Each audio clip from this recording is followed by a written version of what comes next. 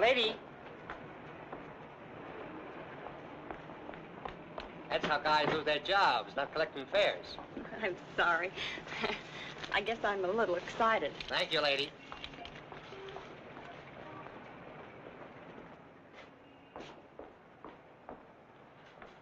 Good evening. Good evening. I'm Mrs. Stewart.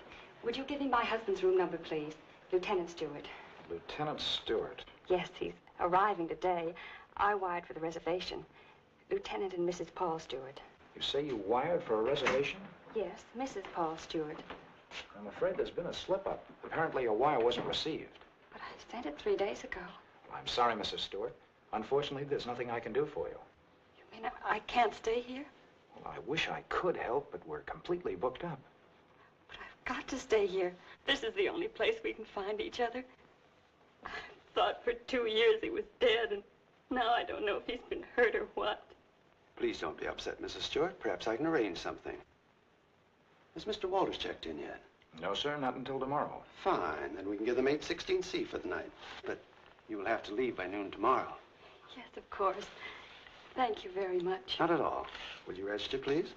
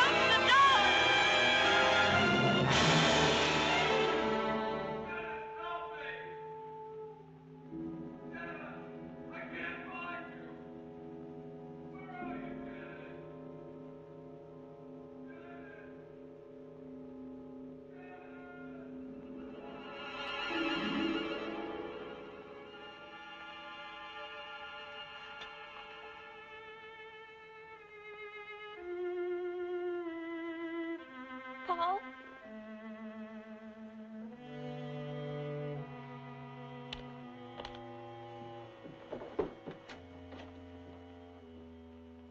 Paul!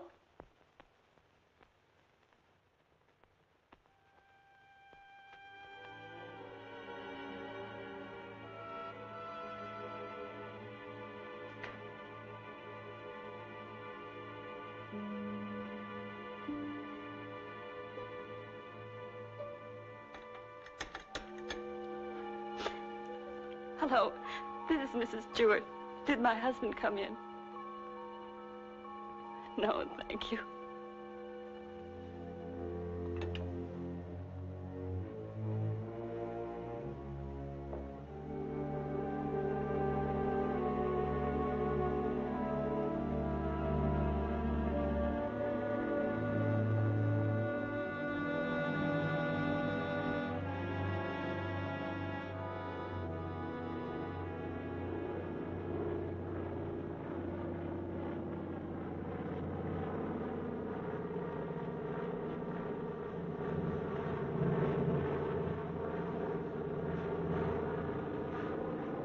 Followed me, Margaret.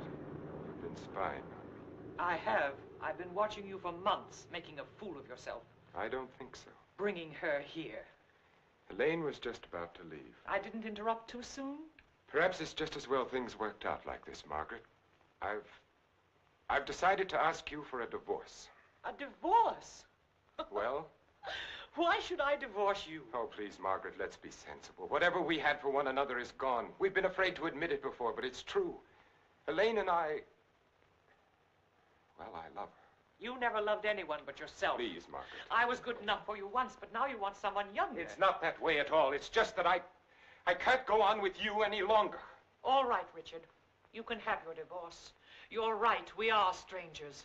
But I have some pride, and no one's going to think you've cast me off like Margaret. that. You want your precious Elaine, and you can have her, but people are going to know the truth. I'll start right in by telling the room clerk you've been entertaining your girlfriend in our apartment. Then I'll call the newspapers. Careful, cautious Richard, destroying everything he is for the sake of a cheap Get little... away from that You phone, asked for it, Margaret. and you're going to get it. Leave that phone I'll enjoy alone, telling Margaret. your friends Leave that you that and your phone little lover alone. have been up to... I hate you.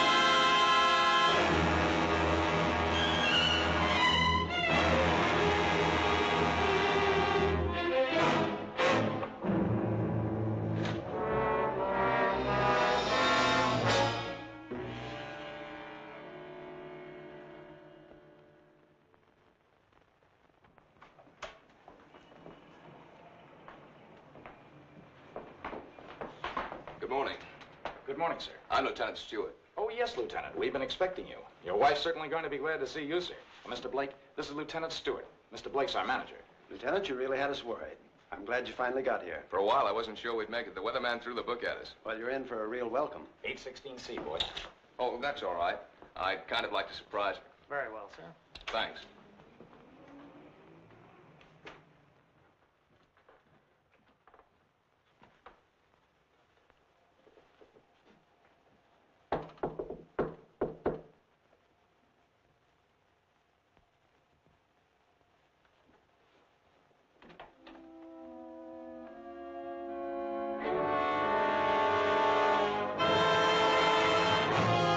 Janet.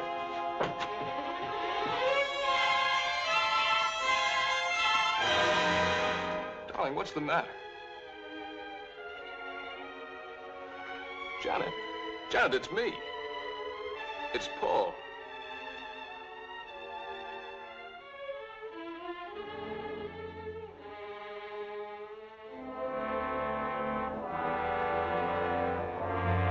Janet!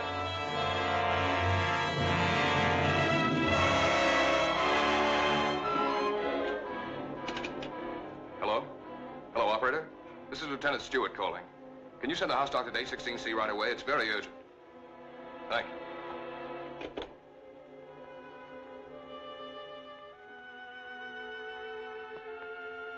Well?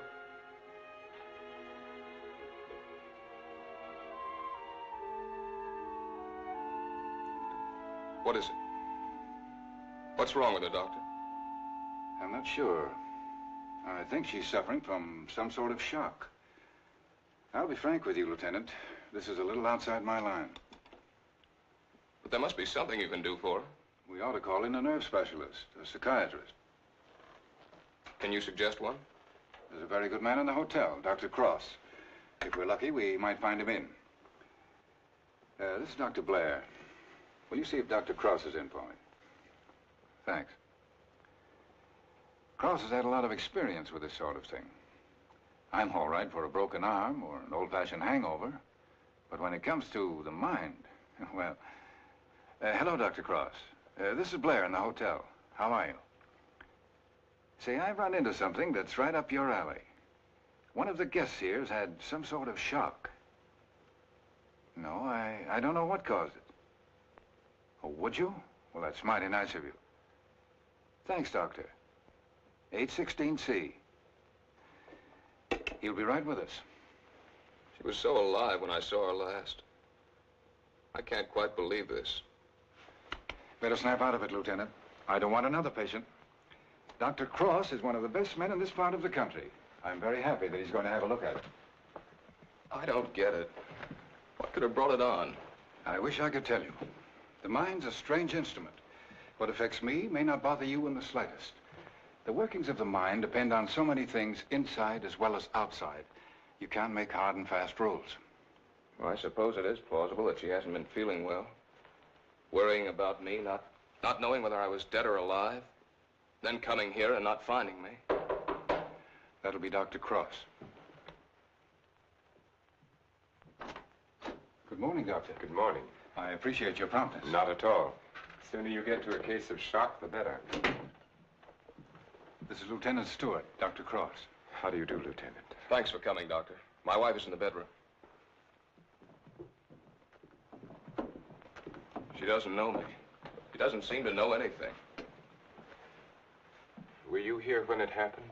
I just got in a few minutes ago. When I opened the door, she was sitting on the divan. Her eyes were wide open.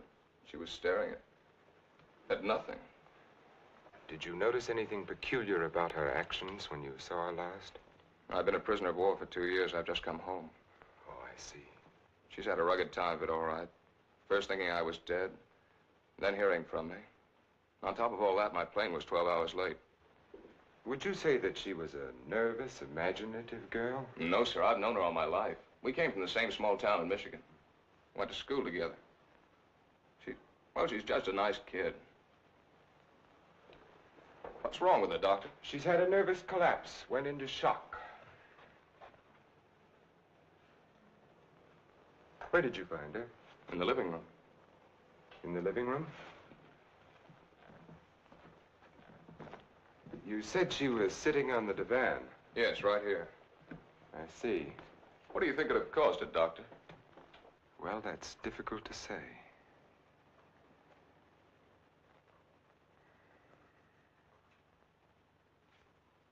You have no idea how long she might have been sitting there. No. Oh, the clerk did say she phoned out about 1 in the morning. Between 1 and 8:30. What difference does that make, Doctor? The important thing is, what can you do for her? It's hard for a doctor to make promises. We can only do our best. Are you living permanently at the hotel? No, as a matter of fact, we've got to clear out by noon. Oh, I see. But then I'd better take her to my place. She's going to need someone with her night and day. Dr. Cross has a private sanatorium just out of town. I see. Believe me, Lieutenant, it's best for her. But there must be a hospital here in San Francisco. I'd like to be near her. Of course. But I'm at my place every day. It's in the country, and she'll get plenty of fresh air and quiet. If I were you, Lieutenant, I'd listen to Dr. Cross.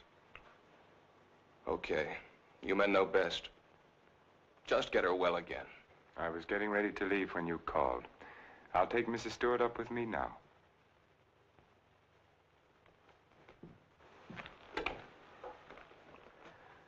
Hello, this is Dr. Cross. Will you get my office, please? I'm going along with her, Doctor. I'd rather you waited, Lieutenant, until I've been able to give her a thorough examination. It's quite possible your presence may excite her and do her more harm than good. It's just that it's been so long since I've seen her. Why don't you drive up with me tomorrow? Miss Jordan, will you call the hospital and tell Miss Hatfield to have a room ready for a new patient? We'll be there shortly. Yes, that's right. You pick us up at the hotel. Right.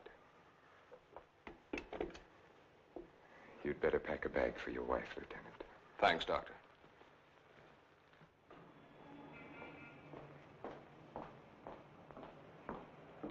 I'm from Dr. Cross's office. We were to pick up a patient. Oh, yes. They're on their way down now. Thank you.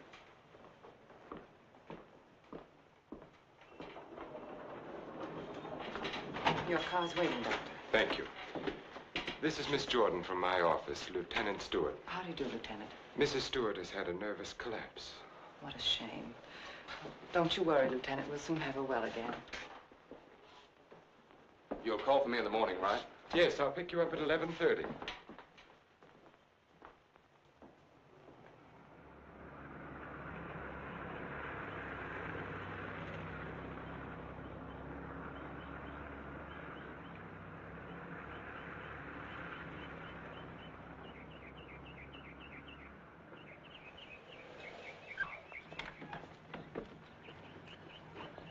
Put her to bed and have Dr. Stevens give her an injection of scopolamine. Yes, Doctor.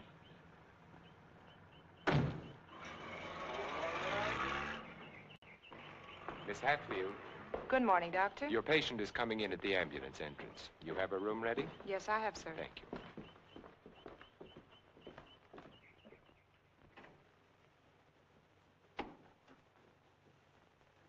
Good morning, sir. Good morning, Doctor. How is she? Quite relaxed, sir. What's her trouble? Amnesia shock. She's had her injection. Yes, she's ready to talk now. Thank you. That'll be all.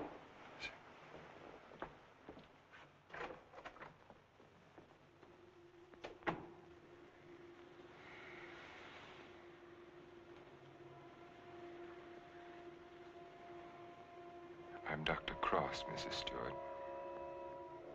I am your friend. I'm here to help you. I want you to think. You're going to remember things now. You went to meet your husband at the Belmont Arms. Do you remember that?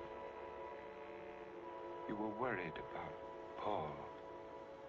He didn't arrive on time. You were too nervous to sleep. Did you walk out on the balcony? Yes. I walked out on the balcony. See, you can remember. Now, what did you see from the balcony? They were quarreling. You heard them distinctly? I... Did you hear them distinctly? He's trying to stop her. He's going to hit her. He's hitting her head. He's killing her. Who? Who's hurting the woman? That man. He's her husband. He's killing her.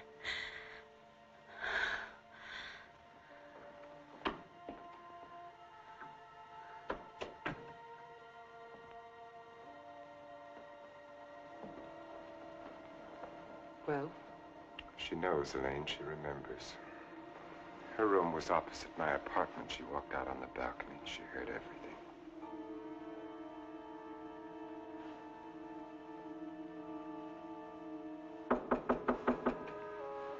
Yes? Can you come now, Doctor? They're having trouble with Mr. Edwards again. Yes.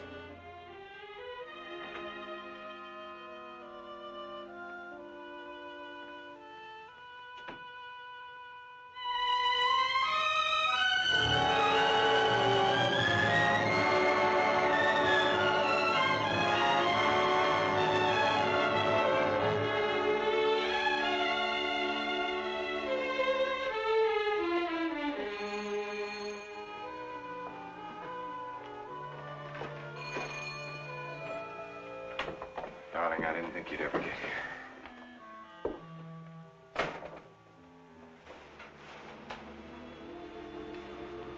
I love you.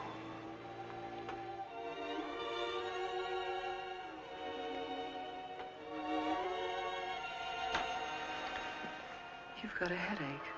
I can tell from your eyes. Yes, it's bursting.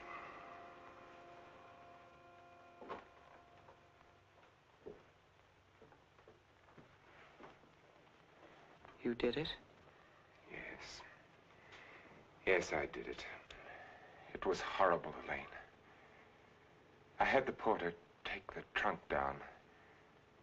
I told the hotel manager I was joining my wife in Carmel for a few days to ship the trunk to my lodge. No one knew she was in town last night? No, she came up the back way. She wanted to surprise us, remember? You're not sorry.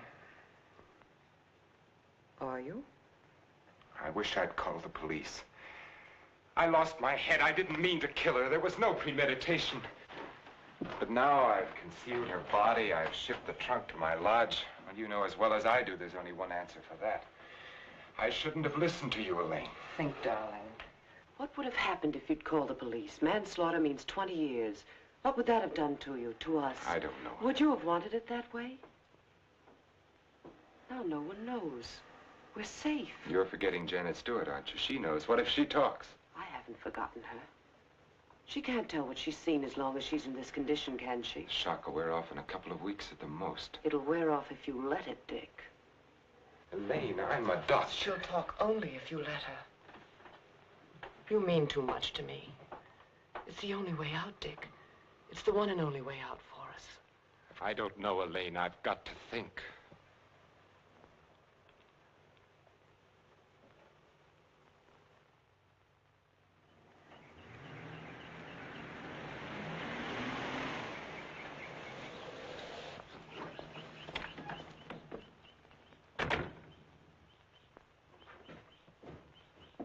Good morning, Mrs. Penny. Good morning, Doctor. You're looking very well today. Thank you, Doctor. Good morning, Doctor. Good morning, Miss Hatfield. This is Lieutenant Stewart. Miss Hatfield's our head nurse. How do you do, Lieutenant? Is Miss Jordan with Mrs. Stewart? Yes, she is, Doctor. Good morning, Lieutenant. Janet. Darling, it's me. It's Paul. I'm home, dear.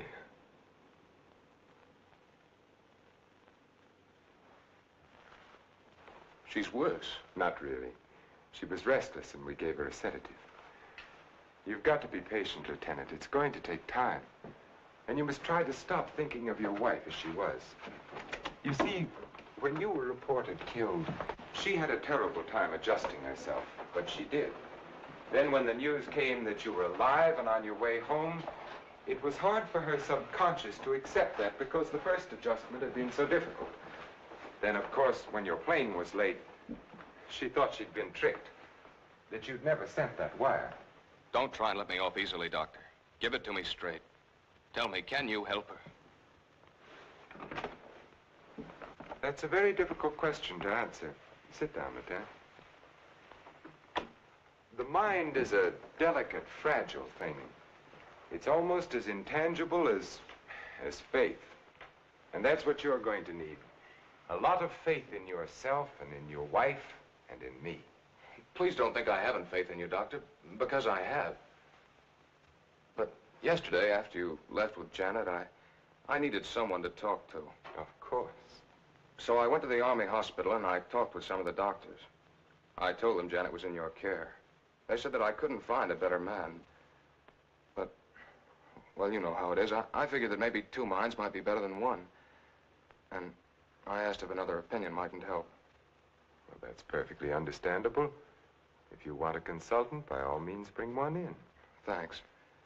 They recommended Dr. Franklin Harvey. Harvey? Well, I studied under him. He's probably the best man in his field. Oh, that's swell, Doctor. I was a little embarrassed. I didn't want you to think that... Not at all. I'll phone Dr. Harvey and have him out here. Good. Well, I might as well go back to town. If it's all right, I'll run out again tomorrow. For Mrs. Stewart's sake, I'm going to have to ask you to observe our regular visiting days, Sundays and Thursdays. I'll phone Dr. Harvey and try to have him out here Thursday so that you can talk with him then. Okay, we'll make it Thursday. Oh, I thought you'd like to know, Lieutenant. She's resting quite easily now. Thanks. Goodbye, Doctor. Miss Jordan. Bye.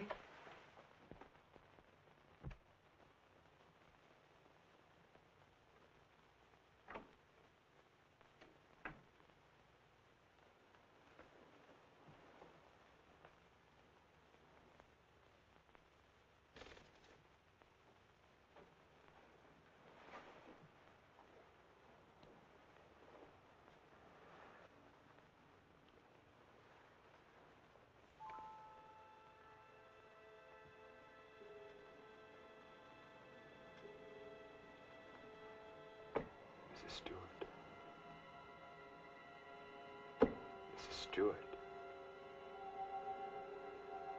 You're going out on that balcony again, Mrs. Stewart.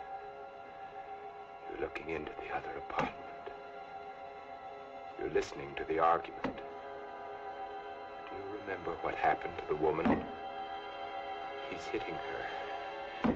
He's hitting her with the candlestick. And now he's hitting you. No.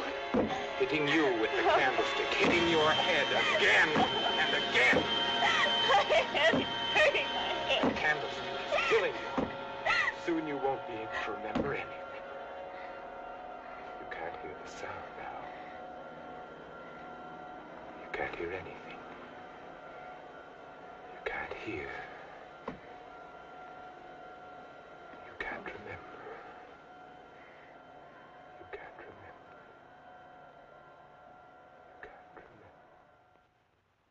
Edward's condition is deteriorating rapidly.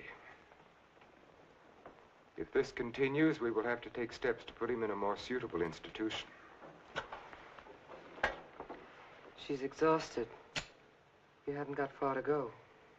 Lane, do you think you could manage it here alone for the weekend? Certainly. Why? The trunk should be there tomorrow. I've been wondering. There are no servants at the lodge. What'll happen when the trunk is delivered and there's no one to receive it? Nothing. They'll just leave it on the back porch. When are you leaving? Tomorrow. Dr. Harvey's due here this afternoon. Harvey? Coming here for what? Stewart requested a consultation. You're not going to let him examine her. Of course. How would it have looked if I'd said no? But he might discover something. He has no reason to be suspicious. You can't risk it. I won't let you. I know what I'm doing, Elaine. Darling, you're not thinking clearly.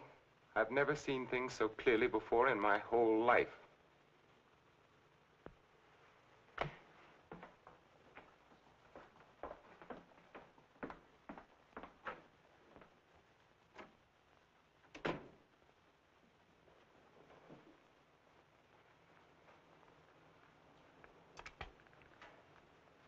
You'll send me a report on her spinal test? Yes, Dr. Harvey. And the other specimens? Yes.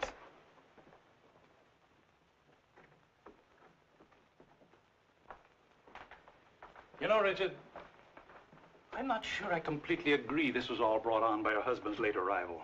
That was a contributing circumstance. I feel there may have been something else. Well, that's always possible, of course, sir. But I found no evidence of it. Just speculation. Will you have a cigar, sir? Yes, thank you. Let's continue the present treatment and see how she comes along. Yes. I notice, Richard, you've been giving her sedatives. Yes, I have. She's been pretty difficult at times. I'd go easy on them. If she's under sedation, there's no way of knowing when she comes back to normal. No, I'd planned to take her off them within the next 24 hours. Fine. By the way, how's Margaret? I'm joining her at the lodge. Give her my regards when you see her. I will, thank you, sir. Well, I'd better talk with the young man. Sometimes I wonder which are more difficult, patients or their families.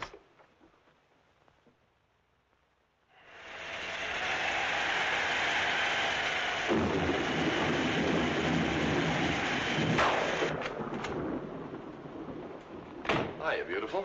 Hi. Yeah, what a night. You don't happen to know a blonde who'd like to relax with me, do you? That's what I thought you'd say. Coffee? Please. And poor Edward's, these storms don't do him any good. He kept ducking into his closet and slamming the door after him. Finally had to lock it. How's your patient? All right, I guess. I was talking with her husband. It's kind of tough coming home and finding a wife in that condition. Yes. Can't figure Dr. Cross's treatment. Why keep the poor guy from seeing his wife? I think it would have helped snap her out of it if she saw more of him. Dr. Cross doesn't want to get her excited. After all, the attack was brought on by worry over him. Yeah. That was close.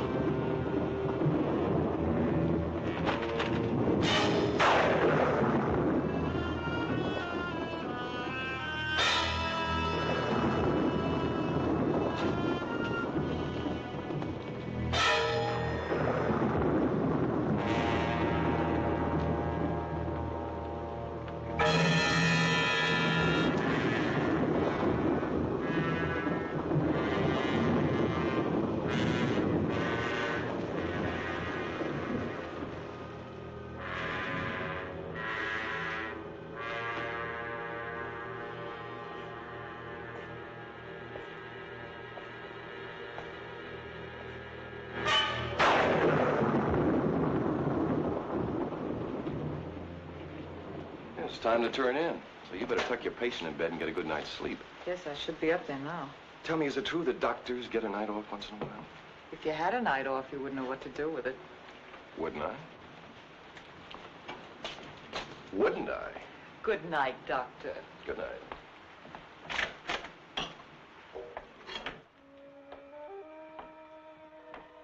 Well, another stormy weekend. It is my night off.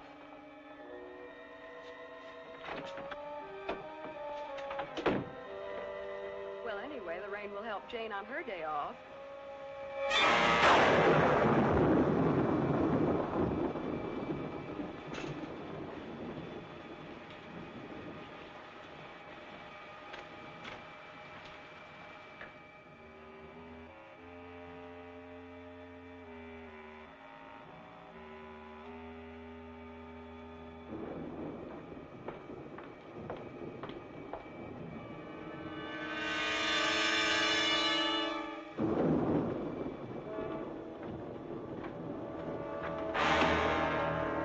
Who's there?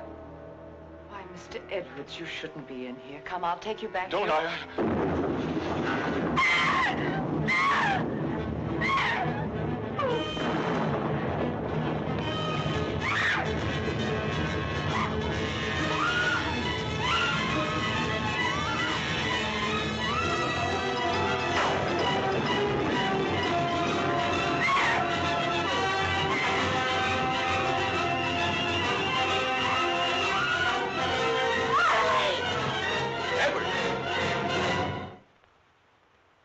Don't be afraid. We won't let the storm hurt you. You're coming back to your room, aren't you, Mr. Edwards? Aren't you, Mr. Edwards?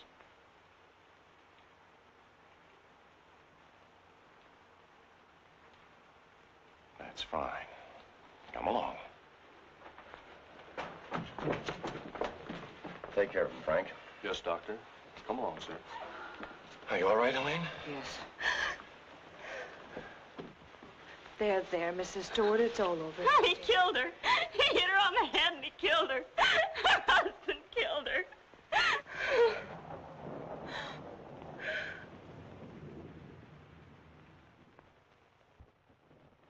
Edwards became very violent last night. This morning we found that he had a key hidden away.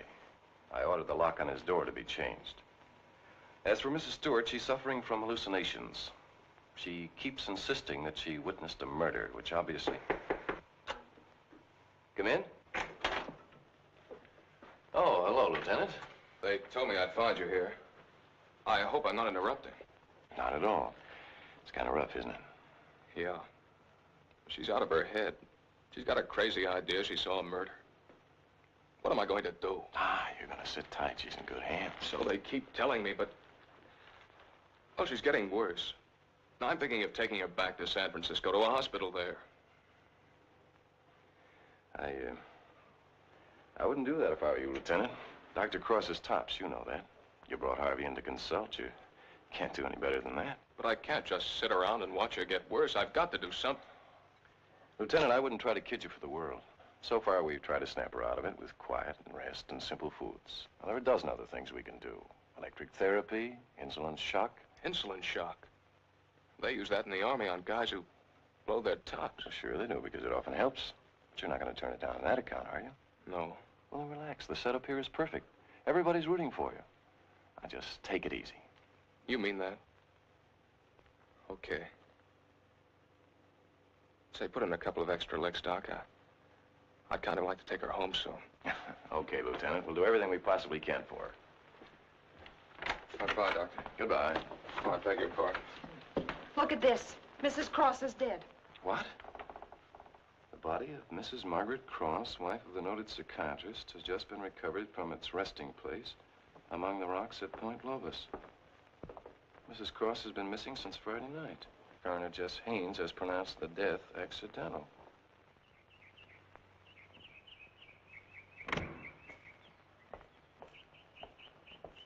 Good morning, Doctor. You have our deepest sympathy. Thank you.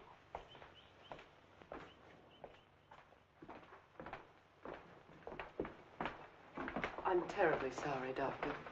Thank you. Will you come in, Miss Stewart? Yes, sir.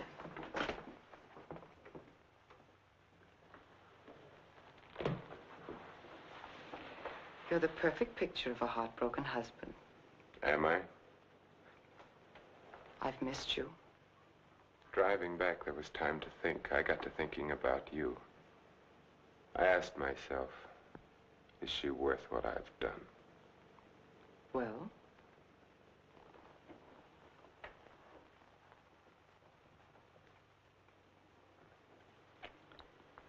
That was a very satisfactory answer. How did things go while I was away? Oh, darling, things are going so well I can hardly believe it. What do you mean? Mr. Edwards got out during the storm. He went into a room. What? He went after me. I struggled with him.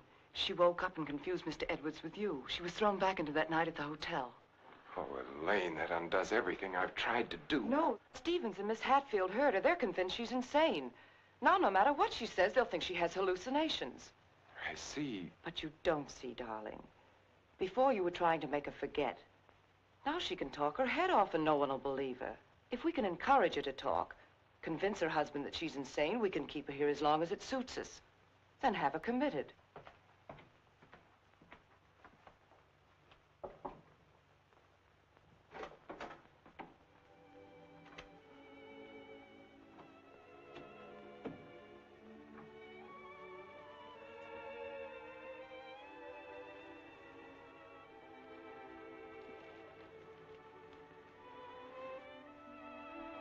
Darling.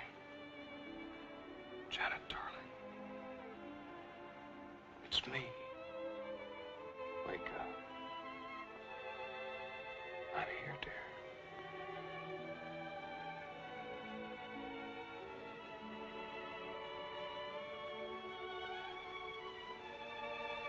Oh.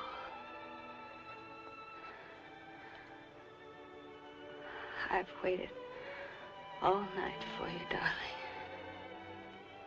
What took you so long? Don't worry, I'm with you now. We have to be out by morning, Paul. They won't let us stay. Lieutenant Stewart.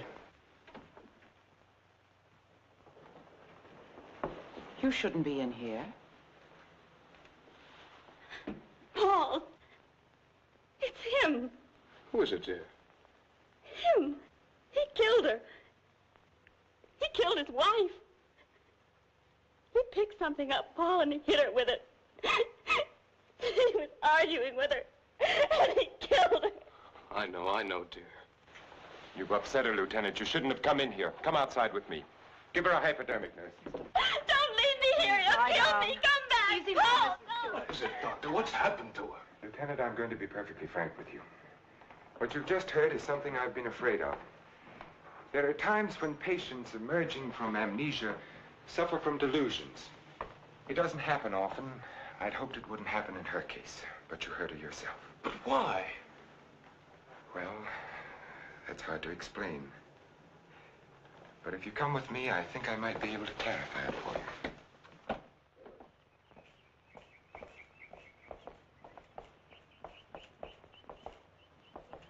Hello, Mrs. Penny. Good day, Doctor. How are you feeling today? Just fine, Doctor, just fine. That's a lovely thing you're knitting there. It's a shawl for one of my friends. Everyone here treating you well? Oh, yes, they're very nice to me. Dr. Stevens hasn't tried to kill me with that needle for a long while now. Neither has Miss Hatfield. Haven't I told you many times, Mrs. Penny, that no one here is trying to kill you? Oh, yes, they are. You all want to kill me. You're murderers, all of you. But I've learned. I'm too smart for you.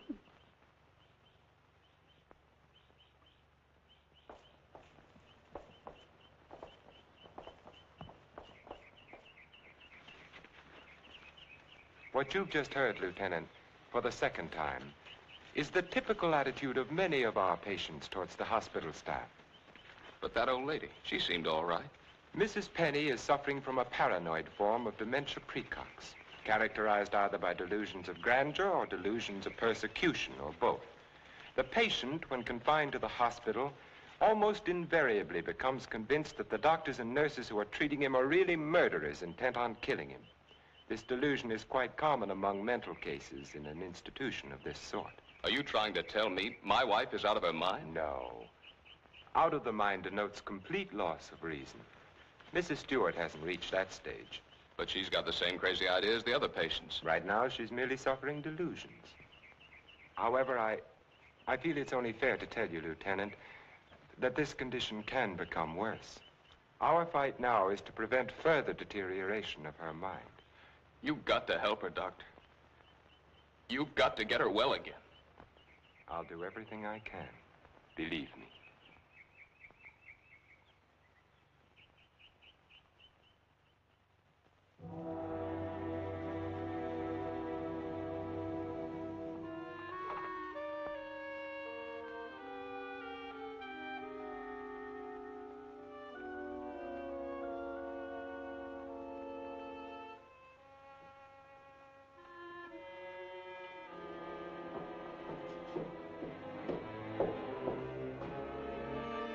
Come now, Mrs. Stewart, you shouldn't be out of bed.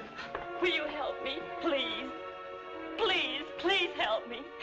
Get the police here, please. We don't need the police, Mrs. Stewart. You come along with me and everything will be all You right. don't understand. There's nothing the matter with me. I want the police. That doctor's a murderer. Right, you go back to bed and we'll call the police. Don't talk to me as if I were crazy. I'm telling you the truth. Orderly. Now come along, Mrs. Stewart. No one is going to hurt you. No, Everything's going to be all go. right. Orderly! Let me go. No. I'm not crazy. I'm not crazy. I wish you could have been there to see her yourself. Yes, I heard about it this morning. She had the usual delusions. She kept insisting that you were a murderer. You know how they get. She wanted me to call the police. For a moment, she became very violent. I had to give her a sedative. I think we ought to do something about her. I agree with you, Doctor. I'll be in to see her in a few minutes. Thank you, sir. Thank you. There, you see? Everything worked out just as we planned. Yes. Well, smile, darling. It's fallen right in our lap. You don't seem particularly pleased. I am. Of course I am, Elaine. But what are you going to do? I'm going to try to find something that will convince her that she's insane. You'd better get back to her now, darling. I'll be over in a few minutes. Right.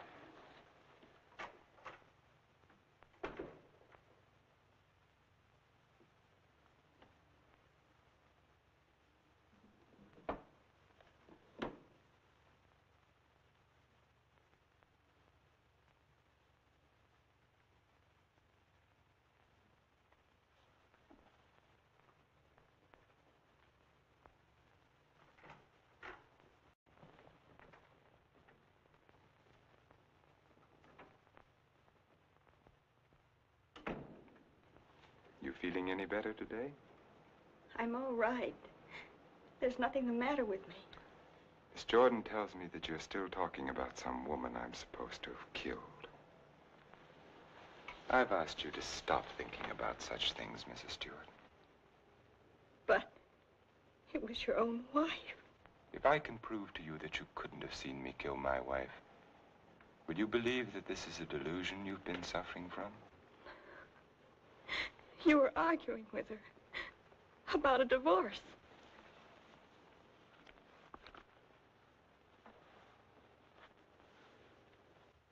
If you will look at the date on this newspaper, Mrs. Stewart, you will see that my wife died only a week ago. You have been a patient here for over 3 weeks now. 3 weeks? That's right. So you see, this has all been a very vivid dream. You must fight these dreams, Mrs. Stewart, or they're going to become worse, and we don't want that to happen. My mind is all right. It's not all right, Mrs. Stewart. Your mind is sick, and it's getting worse. My mind is all right. You wouldn't want your husband to see you in that condition, would you? He doesn't even want to see you when you're like this. You're losing your mind, Mrs. Stewart. No, no. Losing your mind.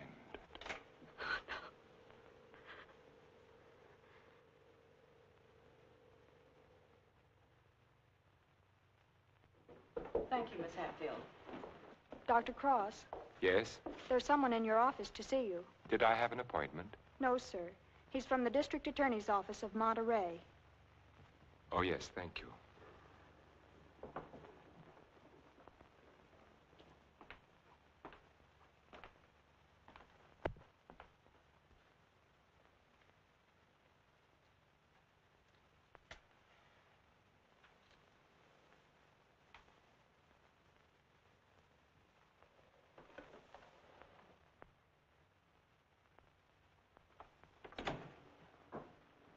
Dr. Cross? Yes?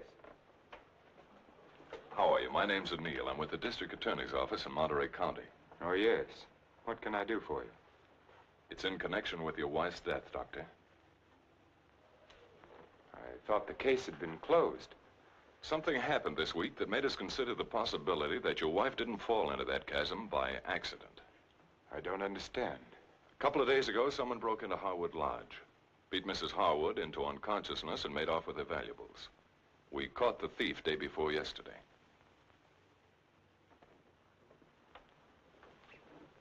But what has that to do with Mrs. Cross's death? It may not have anything to do with it. It occurred to us that since the lodge was so close to your place, the man who clubbed Mrs. Harwood may have paid a visit to your wife. You've lived around Point Lobos for nearly 10 years. Mrs. Cross spent much of her time there. She must have known those cliffs pretty well, even at night. Yes. I'd hate to think that I'm not saying it was murder, Doctor. I'm just checking. Of course. I'll do everything I can to help you. I knew you'd feel that way about it. Have you checked your place to see if anything was missing? I'm sure there isn't, or I'd have noticed it. If it's all right with you, Doctor, we'd like to have Mrs. Cross's body exhumed. But the coroner said... It was only a routine examination. Well, I don't know as that's necessary, Mr. O'Neill. You've got your man. All we've got is a drunken old tramp who clubbed Mrs. Harwood and stole a little money and jewelry. We can't know about Mrs. Cross unless the body's exhumed. But it seems almost sacrilegious. Hasn't she been through enough? Haven't I? I'd hope you'd be more understanding, Doctor. Naturally, we'll get a court order, but it would be much simpler if you... If this tramp killed your wife, you want to see him punished, don't you? Of course. Then you can't conscientiously object to the exhumation. No. No, Mr. O'Neill, I can't. If the man is guilty, he must be punished, of course. Thank you, Doctor. You'll hear from me one way or the other within the next few days. Thank you for your cooperation.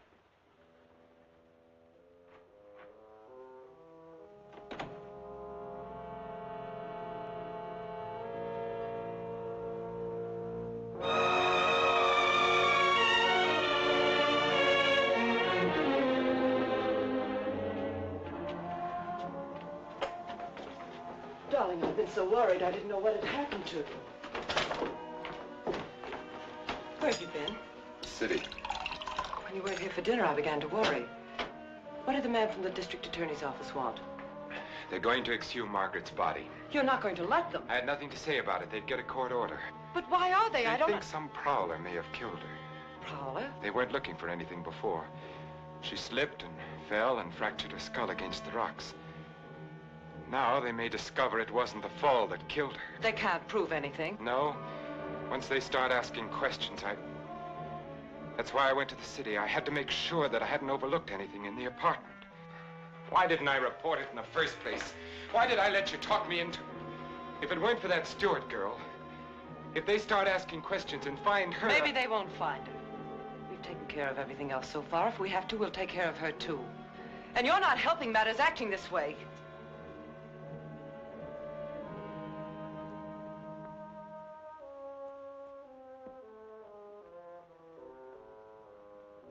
If a man wanted to, if he had courage, he could get rid of her and no one would ever know.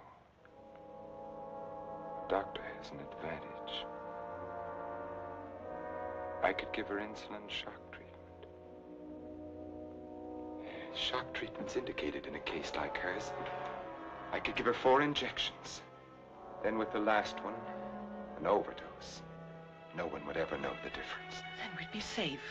No matter what the district attorney's office found, we'd be safe. They'd have nothing on us, Richard. We could get married then. You'd be yourself again, Richard. We'd find peace and quiet here, just the 2 of us. You don't think I'd do it, do you? Why not? Is her life more important than ours?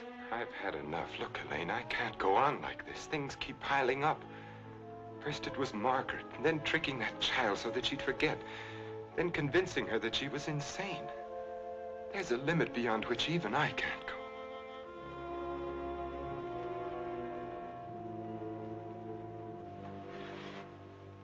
Richard, remember the first night I came here? Remember?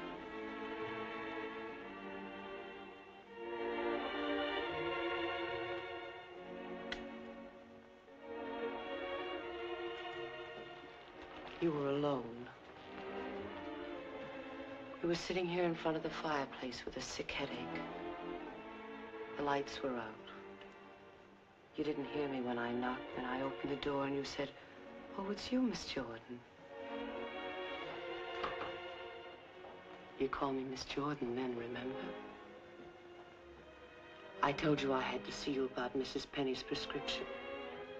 You talked to me and you saw that I was tired and you asked me if I wouldn't have a drink. I hesitated and you said, "I won't bite your head off, Miss Jordan." We had a drink. Remember? You sat here for a long time and then suddenly you laughed and you said your headache was gone. And you asked me about my family and I told you. And we both laughed. Remember?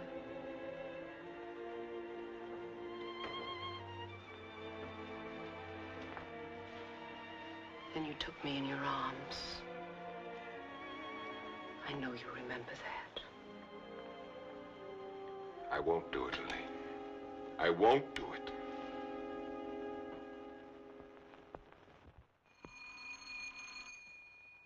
Just a minute, I'm coming.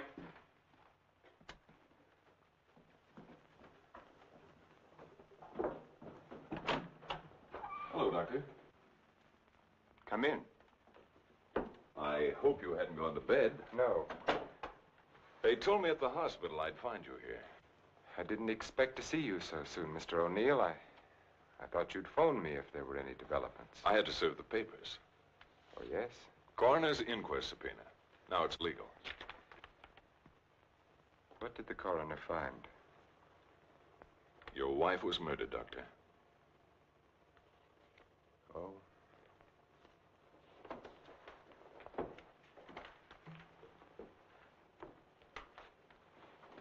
Are you sure? Yes, sir. Sit down, Mr. O'Neill. She was beaten over the head, suffered an explosive fracture. Death was practically instantaneous.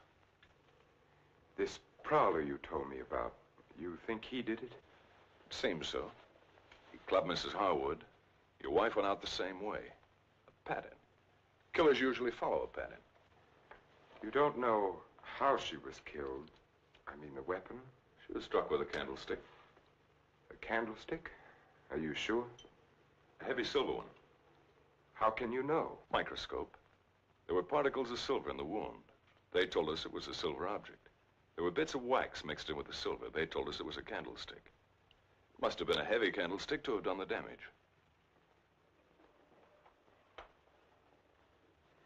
Just routine, Doctor. A criminal doesn't have much of a chance these days, does he? No, sir. By the way, do you have any silver candlesticks at the lodge? We might have. I'd like your permission to go through the house. The murderer may have left the candlestick behind, in which case we'll get fingerprints. If he got rid of the weapon, we may be able to find the mate. Then we'll know what to look for. Of course, go right ahead. Thanks. Now, if we can find the candlestick, our troubles are over. By the way, when did you see Mrs. Cross last? Alive, I mean. Oh, a couple of weeks before she was killed. Why? Can you place it a little more definitely? I think so. Things had been piling up around here, and I needed a change. So I drove down to Point Lobos on a Friday night. Anyone see you? I don't think so. Why? We're trying to fix the exact time of her death. Well, I'm not sure anyone saw me. I drove down there on Friday night, left there around 9:30 Saturday night. Well, it's not too important. Naturally, I want to do everything I can to help you, Mr. O'Neill. If I think of anything, I'll get in touch with you. Thanks. Sorry to bother you so late. That's all right. See you at the inquest. Good night, Doctor. Good night.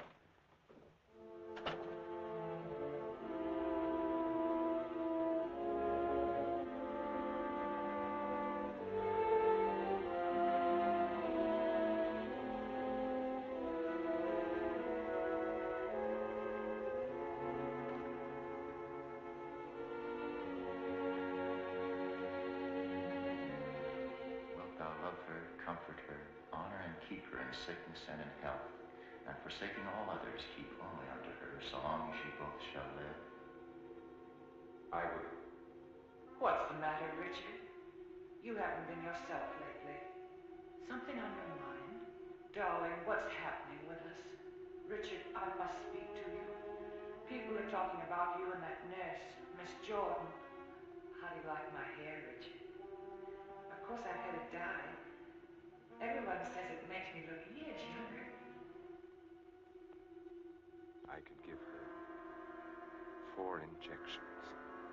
Then with the last one, an overdose.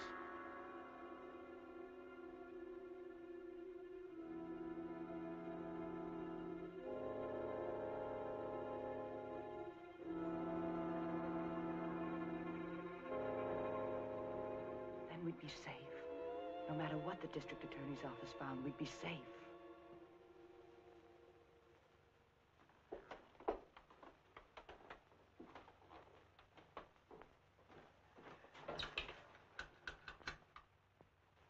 Get me Lieutenant Stewart, please. The treatment itself consists of a series of shocks brought on by injections of insulin. The dosage and the degree of shock is gradually increased until we've reached what we feel is the limit the patient's system can stand. Well, if you do give Janet this insulin, how certain can you be that it'll help her? I'm neither a miracle man nor a prophet, Lieutenant. If medicine were an exact science and not an art, I might be able to tell you. But you think there's a chance? Yes, I do. I have seen it work in the Army. All right, Doctor, go ahead and try it. Fine. We'll begin the treatment tomorrow morning.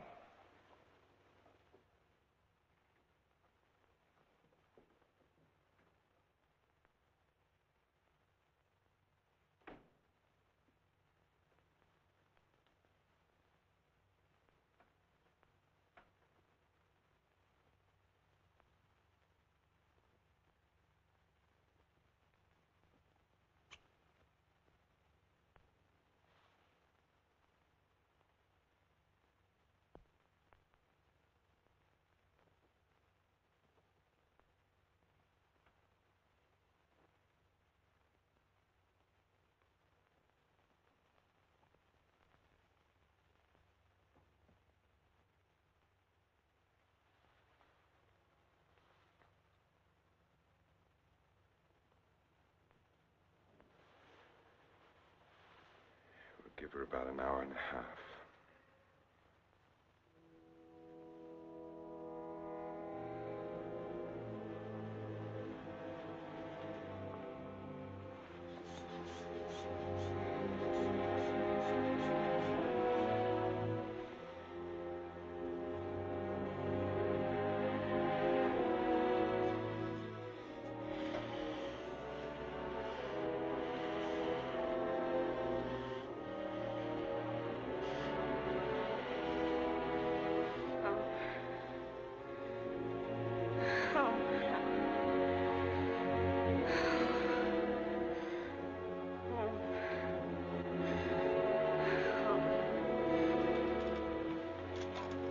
Watch her.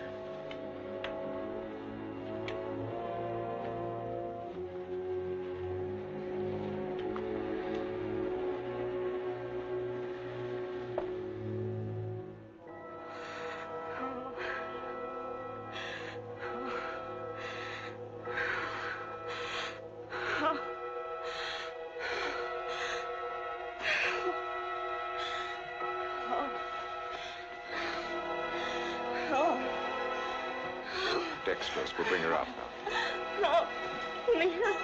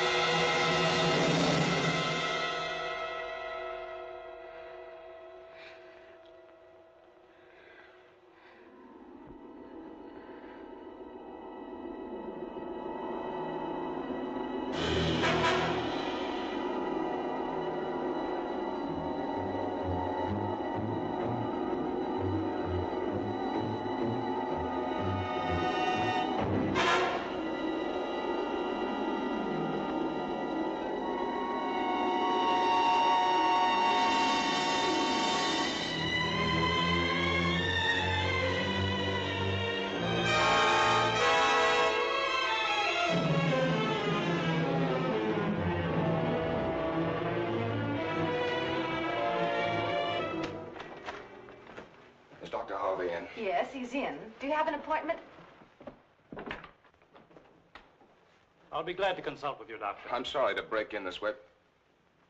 But my secretary will make the appointment. I had to see you, Doctor. It's about my wife. She's been getting insulin shock treatments. Now, just a moment, young man. Oh, it's Lieutenant Stewart.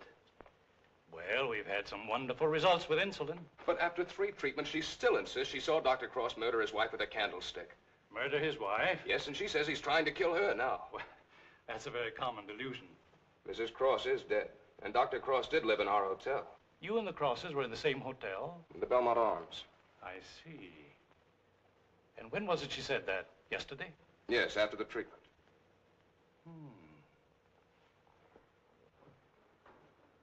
You realize it's hard to make generalizations. But as a rule, the patient is completely normal immediately after insulin shock. They may relapse into their hallucination after this lucid period. But for that moment, no matter how bad the case, the patient speaks the truth. You're telling me in your own way that Janet's normal. That she's got something on Cross, and he's pretending she's crazy to save his own neck. Well, I'm not saying quite that, but, Will you read this, Doctor?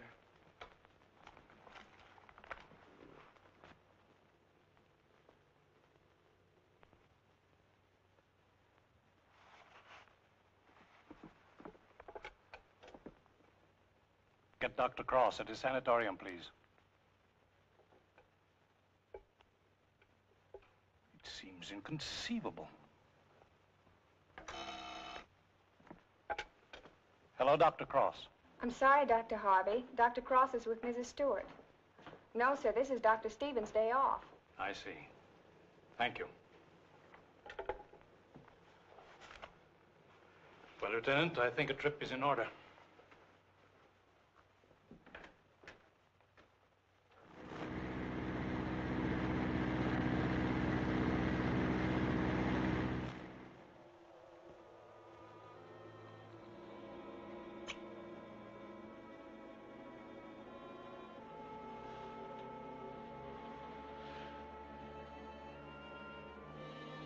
She's the only one who knows Richard.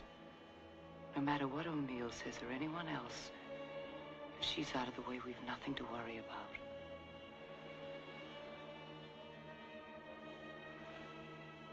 They can hint and guess all they want, but without her, they have nothing.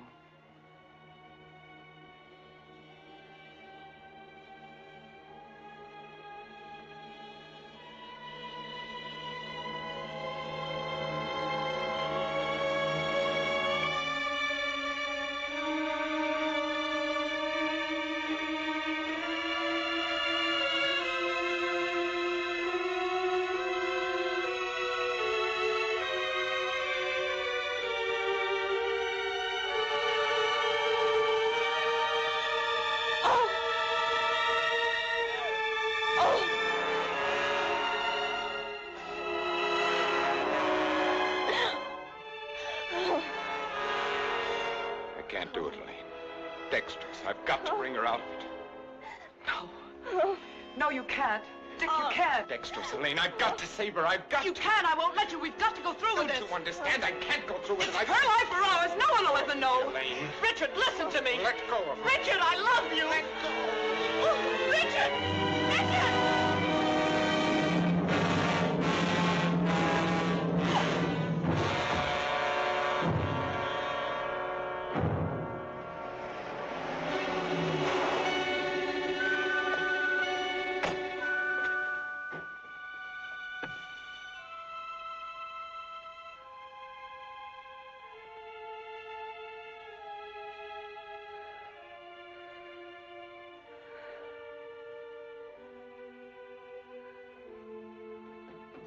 Dr. Cross, where is he? Mrs. Stewart. Come along, I may need you.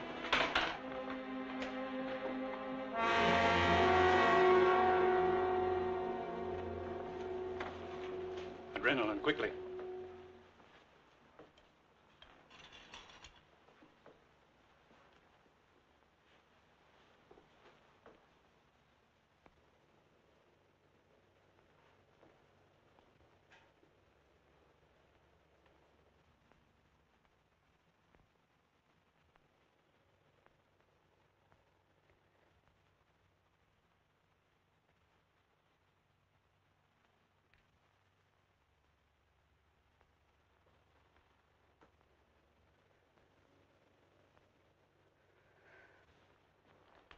Don't worry, son. She'll come out of it in a couple of hours, and you'll be able to take her home in 2 or 3 days.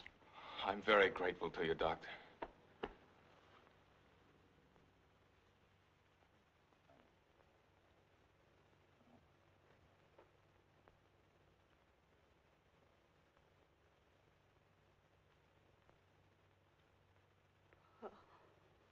Oh, Janet, darling.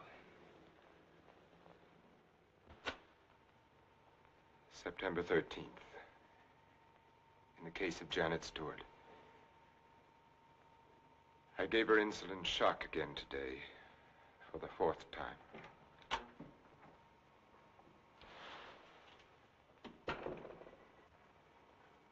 Can you give me a minute?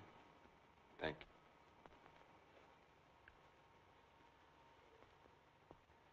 Dr. Harvey completed the treatment successfully, and the case is closed.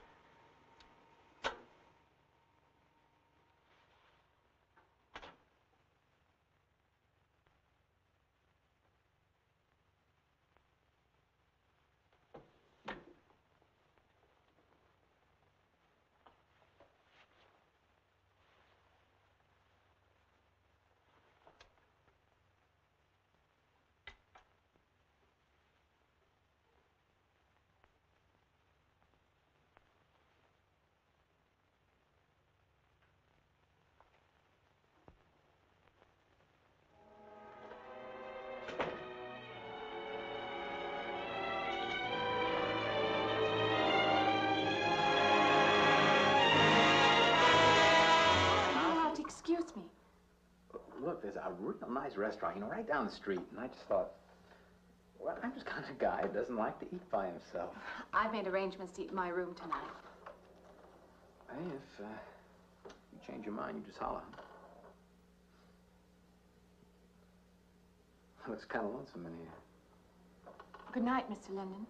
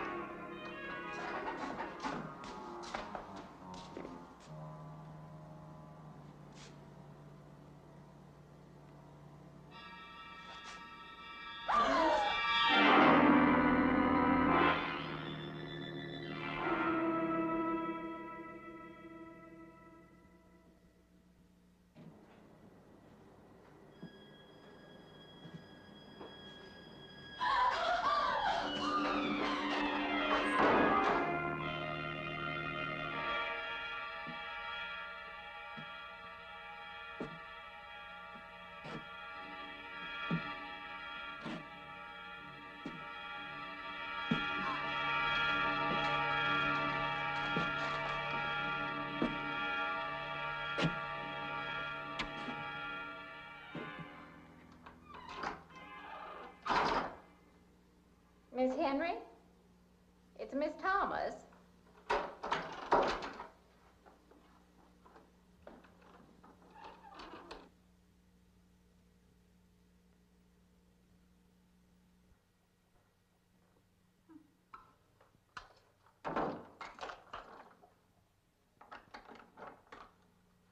Who's the man in the hall?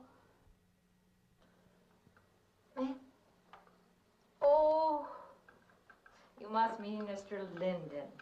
Did the officer say anything before he collapsed? Yeah, he gave a description of the fella. On the shooting of the officer. Suspect is a white male American, age 26 or 7, 5 feet 10 or 11, 155 to 165 pounds, brown hair, regular features, pencil mustache. Repeat broadcast. All units. Is that about it? Yes, sir, exactly. And the officer kept saying, he looked like such a nice kid. He looked like such a nice kid. As if he couldn't believe what had happened to him. I see. Is that all? Yeah. Thank you very much. Yeah, well, anything else I can do, I'd be glad to help you. We may call you. Get his name and address, will you, Bob? The This door been checked, Lee? Yeah, it's okay, Captain. Find anything? Nothing but some smudges so far. Found this in the glove compartment. I think it's nitroglycerin. Doesn't look quite right. Well, check it down at the lab. Right. Come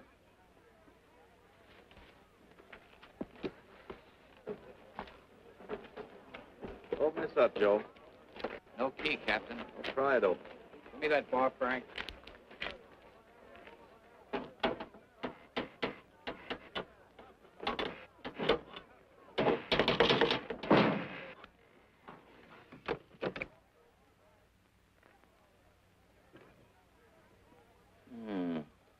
Regular arsenal. Yeah, get a load of that. What is it? I don't know. It looks like some kind of an electrical device. United States Navy. It's either stolen or war surplus. Send all this stuff down to the lab and check the serial number on that Navy equipment. Yes, sir. Captain Breen. We found these in the weeds over by the radio store. What do you got? A pair of cloth gloves, Captain. Well, he thought of everything, didn't he? All right, give him to one of the technicians. Yes, sir. Marty, you and Chuck come along with me. Let's go downtown and see what they picked up in the dragnet. Right.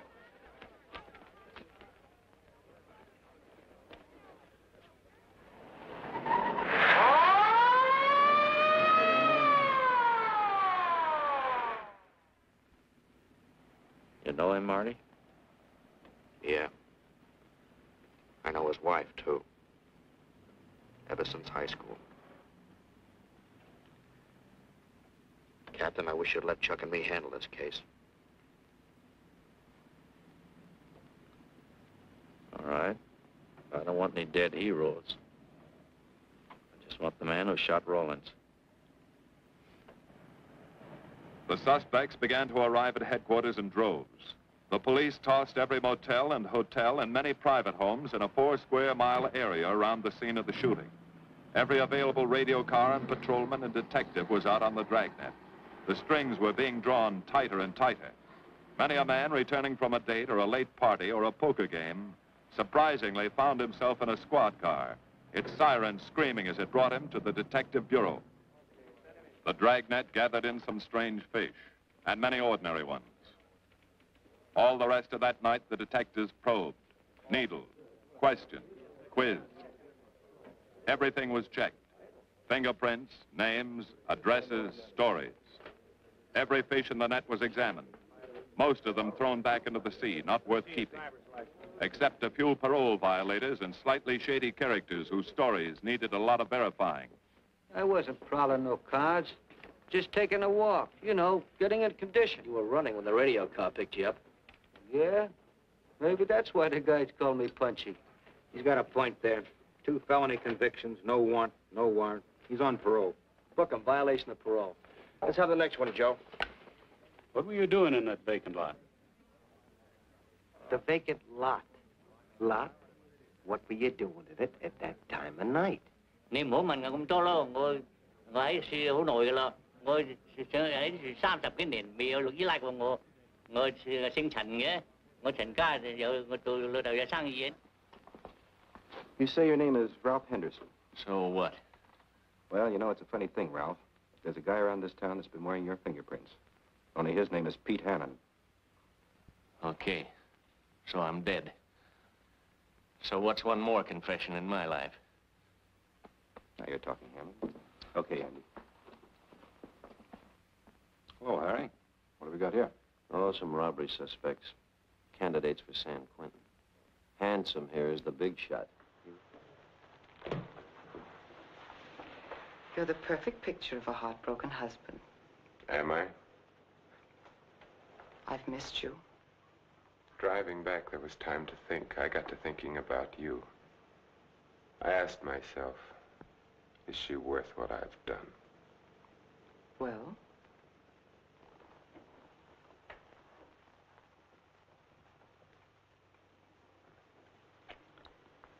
That was a very satisfactory answer. How did things go while I was away? Oh, darling, things are going so well I can hardly believe it. What do you mean?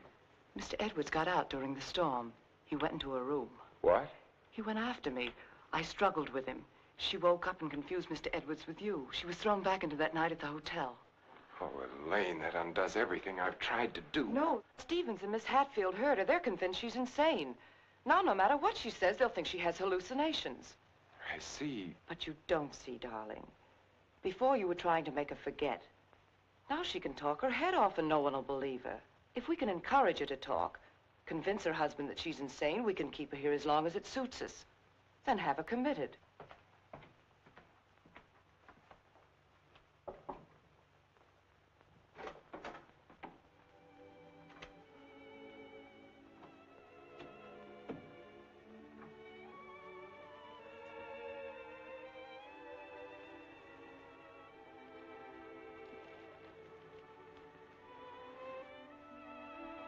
Darling.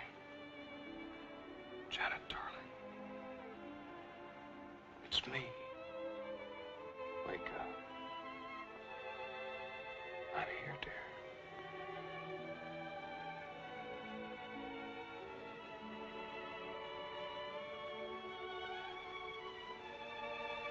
Oh.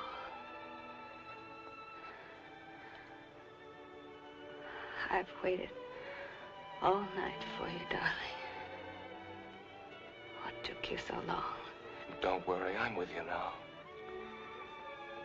We have to be out by morning, Paul. They won't let us stay. Lieutenant Stewart. You shouldn't be in here.